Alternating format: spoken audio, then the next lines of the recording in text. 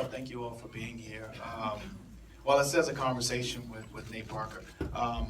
The fact that this panel's here, these are brothers I've looked up to for so long, and that I look to for wisdom, and I read for wisdom, and I rely on for wisdom on set. And the reason why the film was able to get done, my creative right hand that was with me every day, and the brother that is bringing this film to the world, and to you that helped set this up, that called me a few months ago and said, let's put something together for PATH so we can do something for our people, and not just the general circuit of news outlets. So the fact that we're all up here and everyone is so rallied around taking back and reclaiming our narrative is very important to me. And the fact that you guys are here, and you come in great numbers, and I'm sure you all talk about what we talk about, it means something to me. So to get to the question, if you all like me, I grew up in Norfolk, Virginia, and I had to deal with hey, okay, I guess one of my cousins or something.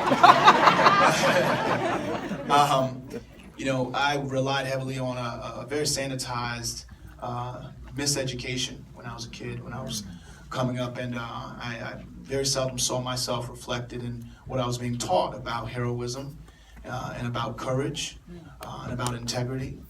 And I was left with heroes that played basketball and threw footballs and played other sports, so those were my ambitions when it came to success.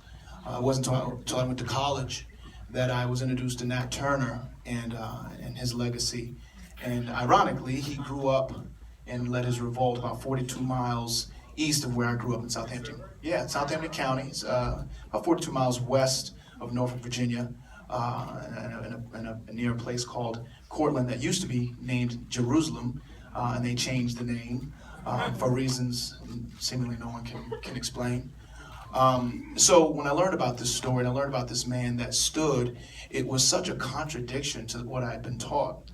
I was taught that we laid down and we were stomped down and pushed down, and Honest Abe with his top hat showed up and said enough is enough, and they freed us, and that was that. And so to learn that there were people that stood up, and to learn about Nat Turner, and then in my research learning about Nat Turner, learning about DeMarvisi, learning about Gabriel Prosser, learning about Toussaint Louverture, all these courageous men and women with Sojourner Truth, and not just the ones we learned in Black History Month for 2 days with the little paragraph, and you were kind of ashamed because everyone was looking at you. That you know what I mean. I grew up in my stepfather was in the Air Force, so I'd be in an all African American school and then all European American school. The next year I lived everywhere from Mississippi to Maine, and I remember the times where I was the minority in the room, and it got to Black History. I was embarrassed. I never learned about anything other than the suffering and endurance. I never learned about resistance. And so learning about Nat Turner, he instantly became my hero. So, I wasn't an artist. It was funny, the brother that was just brought me here asked me, if I wanted to. I was a theater major, and I was a computer programmer. I was in tech management, science, information systems. So it's like a computer engineering with a tech management background. And I did it for money. Where I come from, I grew up perforated steel stairs and cement floor, and all we knew is we were hungry. I remember, me, my cousins, everyone else getting cereal at the same time and wishing I could have another bowl, and whatever. So when it came time to go to college and I had a degree, a full scholarship, I remember sitting with my counselor, and she said, well, you're an athlete, these are the classes you should take, basket weaving and PE, and, to make room for your sports. I said, man, I'm from the dirt. I need to make as much money as possible. What can I do? And so I got into computers. It wasn't what I loved, but it was there. It was the thing that I thought would give me that step up in my environment to do better things for my family. And so when I learned about Nat Turner and when I was in the computer world, he was my hero. Someone asked me, who's your hero? I'd say Nat Turner. And I looked them dead in the eye because I wanted them to know what that meant, that I was proud and that I wouldn't be taken advantage of. So it wasn't until I got into, this is the long version, by the way. This is a conversation, right? So if I start talking too long, just do this. Just wrap it up, bro. Get to the point, bro. Yeah, thank you, brother. You heard him say that, right? So when I did get into the arts, divine appointment, it wasn't something I thought I'd be doing, and I'd been praying for it, and I stepped away from computers and became an actor. I started writing instantly. I said to myself, this seems like a business where if you are not what they want at a given moment, they can pull the plug, and I wasn't interested in that, so I started writing. And what better to cut my teeth on than Nat Turner? So I started doing the research, and I remember going to Southampton County and just feeling the vibe of it all, talking to people. And I've ended up going a few times now.